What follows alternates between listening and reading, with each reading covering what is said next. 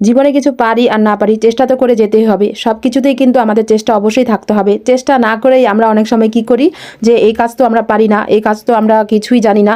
আসলে কিছু জানা না জানার বিষয় না, চেষ্টা অবশ্যই থাকতে হবে। চেষ্টা করে একটা কাজের দক্ষতা থাকতে হবে, তাহলে কিন্তু একদিন ভালো কিছু হবে।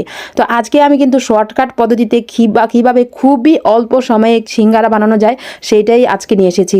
আমি কিন্তু একেবারে খুবই অল্প সময়ে কিভাবে একদম ঝামেলা ছাড়া এই সিঙ্গারাটি বানানো যায় সেই ভিডিও আজকে নিয়ে এসেছি।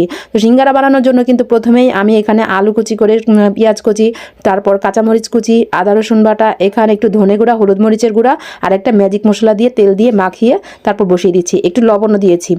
একবারে শর্টকাট পদ্ধতিতে কোনো কষানো ছাড়াই একদম মজা করে এই সিঙ্গারাটি চাইলে আপনারাও বানাতে পারেন। তো ঘরে যেহেতু ময়দা নেই, আটা দিয়ে সিঙ্গারাটা বানাবো। আপনারা চাইলে ময়দা দিয়েও বানাতে পারেন। ঘরে যা যা ছিল তা দিয়েই আজকে আমরা এই সিঙ্গারাটি বানাবো। তো আমরা দুই বোন মিলেই বানিয়েছি। তো সিঙ্গারা বানানোর জন্য প্রথমে এখানে আটা নিয়ে তারপর একটু তেল নিয়ে ঠান্ডা পানি আর এখানে কালো জিরা একটু দিয়েছি, দিলে কিন্তু অনেক ভালো লাগবে।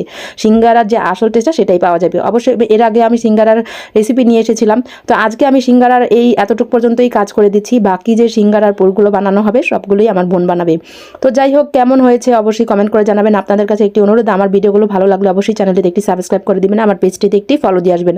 আপনারা আসলে কি বলবো, এত কষ্ট লাগে আপনারা চ্যানেলে একটা সাবস্ক্রাইব করে আসেন না, এই জিনিসটা অনেক খারাপ লাগে।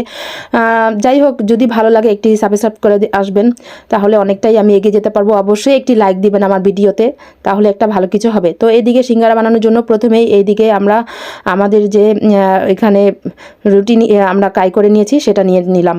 তো খুবই অল্প সময়ে কয়েকটা সিঙ্গারা বানিয়ে ফেলেছি।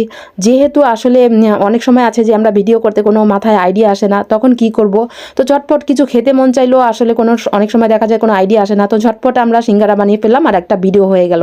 আর অবশ্য ভিডিও করার ইচ্ছে ছিল না, তারপরও ভাবলাম যে একটা ভিডিও হয়ে গেলেই তো আমার ভালো, তাই না? একদিনের একটা ঝামেলা শেষ হয়ে যায়, মনে হয় মাথার উপর কি যেন একটা ঝামেলা রয়ে যায় ভিডিও করা নিয়ে।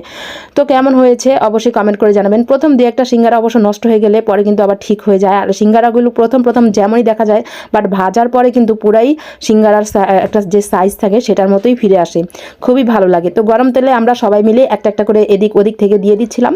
তো গরম তেলে সিঙ্গারা ভাজতে কিন্তু বেশি সময় লাগে না। সবগুলো সিঙ্গারা ভাজতে আমাদের প্রায় 5 মিনিটের মতো লেগেছে। 5 মিনিটে সিঙ্গারা ভাজা হয়ে গেছে। ওখানে যে আমরা পুরো করেছি সেটাও 5 মিনিট, মোটমাট 15 মিনিটের মতো সময় লেগেছে সব কিছু বানাতে। তেমন সময় লাগে না। এভাবে সিঙ্গারা বানালে কিন্তু আপনারাও খুব মজা করে সবাই মিলে খেতে পারবেন। এখানে কিন্তু আমরা সবাই মিলে খেয়েছি, আমি একা না, অবশ্য আমি একার ভিডিও করেছি।